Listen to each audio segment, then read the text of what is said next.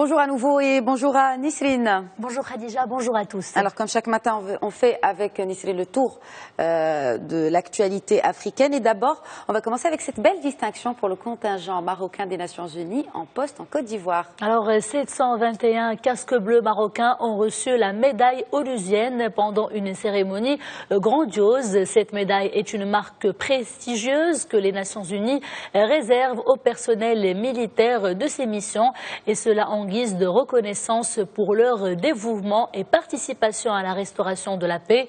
Pour rappel, le contingent marocain opère dans l'ouest de la Côte d'Ivoire, une zone sensible et fragile. Les actions des casques bleus marocains sur place ont été également saluées par les autorités ivoiriennes.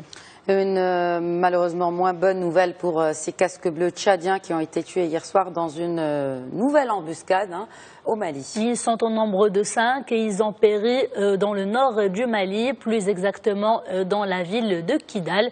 L'embuscade a été tendue par des hommes armés non encore identifiés et il s'est déroulé alors que les victimes escortaient un convoi logistique avant que ce dernier ne heurte un engin explosif. Trois suspects ont été capturés et remis aux autorités compétentes suite à cette attaque qui n'est pas la première en son genre, on le rappelle.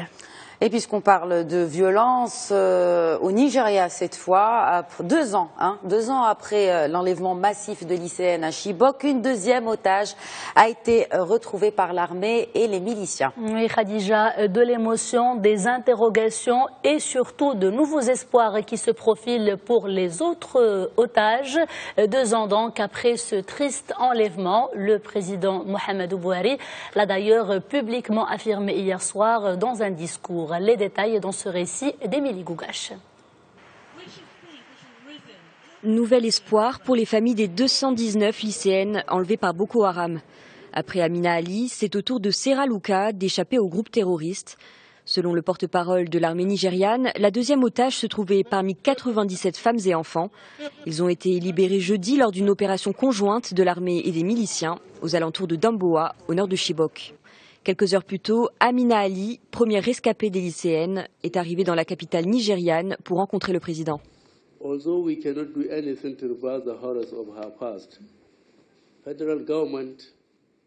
ne pouvons rien faire contre les horreurs qu'elle a vécues, mais le gouvernement peut et fera tout son possible pour s'assurer que le reste de sa vie prenne une tournure différente.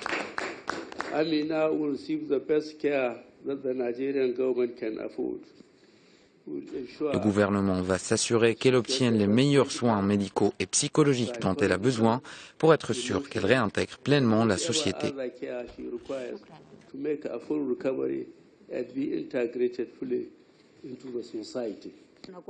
Depuis 2009, Boko Haram a kidnappé au moins 2000 personnes. Certaines jeunes femmes ont été mariées de force. Des hommes ont aussi été contraints de rejoindre l'organisation terroriste. Les ONG dénoncent régulièrement l'absence de programme de réinsertion des otages de Boko Haram. De retour chez eux dans une société généralement très conservatrice, ils sont souvent stigmatisés et rejetés. Retour maintenant, Nisrine, sur ces sondages officiels au Gabon. Sondage, bien sûr, sur la présidentielle. C'est l'actu du moment dans le pays. Eh bien, le président actuel, Ali Bongo, est donné vainqueur. Oui, Khadija, selon ces sondages, le président sortant s'imposerait largement pendant l'élection présidentielle de l'été prochain.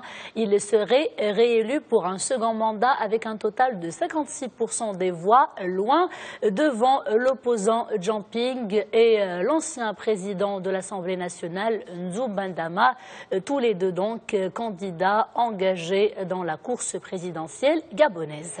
Et politique toujours. Et pour terminer, le président sénégalais Macky Sall qui vient d'annoncer un dialogue national à partir du 28 mai. Il compte ouvrir ce dialogue national donc le 28 mai en recevant les acteurs de la classe politique, ceux de la société civile, du secteur privé et des organisations des travailleurs. Les autorités religieuses également sont également concernées.